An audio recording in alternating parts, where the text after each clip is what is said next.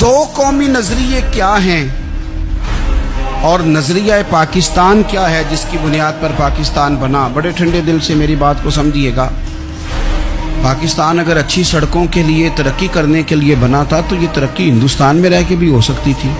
India والے کہتے ہیں کہ ہم نے ترقی نہیں کرنی، کچی سڑکوں پہ چلنا ہے، ہم نے ٹیکنالوجی نہیں بنی، یہ کام وہاں بھی ہو سکتا تھا۔ اگر آپ یہ کہیں کہ پاکستان جمہوریت کی مضبوطی کے لیے بنایا تھا کہ ڈکٹیٹر کوئی نہیں آئے گا، صرف جمہوری قوتیں کام کریں گی، تو جمہوریت میں تو انڈیا بظاہر آگے نکل گیا ہے، ان کی جمہوریت تو زیادہ اچھی نظر آتی ہے، کبھی ڈکٹیٹر نہیں آیا۔ آپ نے پاکستان کیوں بنایا؟ اگر آپ نے یہی کام کرنے تھے، فحاشی اور یانی اور جو مرضی جس کے من میں آئے کرے اور کوئی فرق نہ ہو یہاں کے اور وہاں کے کلچر میں، رشوت خوری، بھتہ خوری اور ناجائز فروشی، سارے کام اگر ہونے تھے تو یہ کام وہاں بھی ہوتے۔ پاکستان کیوں بنا؟ کیوں اتنی ساری 40,000 لوگوں نے اپنی جانوں کی قربانیاں دی؟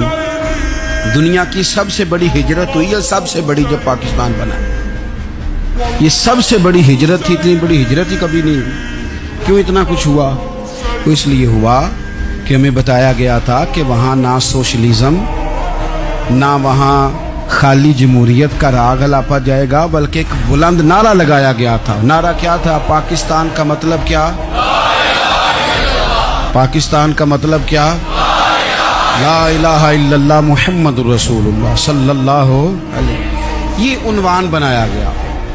غریب آدمی کو بتایا گیا کہ جب پاکستان بنے گا تو وہاں حضور کا نظام نافذ ہوگا، جاگیردار کی اور غریب کی تفریق ختم ہوگی۔ جس طرح امیر کے بچے کو کالج میں داخلہ ملے گا، غریب کے بچے کو بھی ملے گا۔ وہاں بتایا گیا کہ لوگ وہاں ہر لحاظ سے اپنے آپ کو برابر سمجھیں گے۔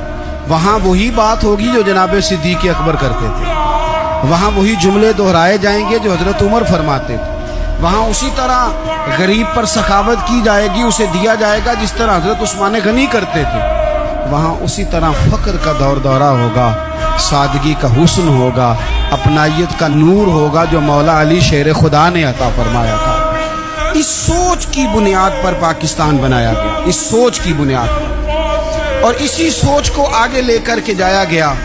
کوئی سیاسی پارٹی اب یہ بات نہیں کرتی۔ دو قومی نظریے کا معنی یہ تھا کہ ہندو الگ قوم ہے، مسلمان ایک الگ قوم ہے، ان کا رہنا سہنا، اٹھنا بیٹھنا، کھانا پینا الگ ہے، ہمارا اٹھنا بیٹھنا، کھانا پینا، سارے معاملات الگ ہیں، تہذیب و تمدن الگ ہے، لہذا ہمیں الگ سے خطہ چاہیے جہاں ہم اسلامی نظریات کے مطابق آزاد ہو کے اپنا وقت گزار سکیں۔ اس دو قومی نظریے کی بنیاد پر، دو قومی پہلے تو علامہ اقبال اس کے قائل نہیں تھے۔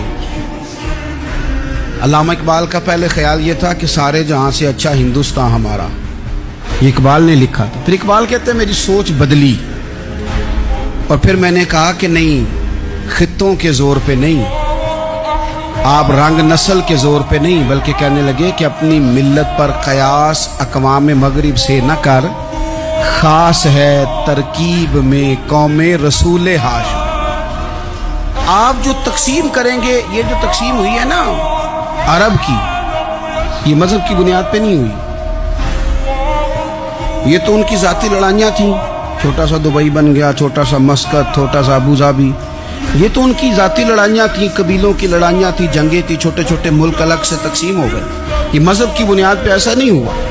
دنیا میں جتنی ریاستیں ٹوٹ کر بڑی ریاستوں سے الگ ہوئی تو اس میں یہ تھا کہ ہماری قوم الگ ہے، ہم سردار علیحدہ سے ہیں، اس لیے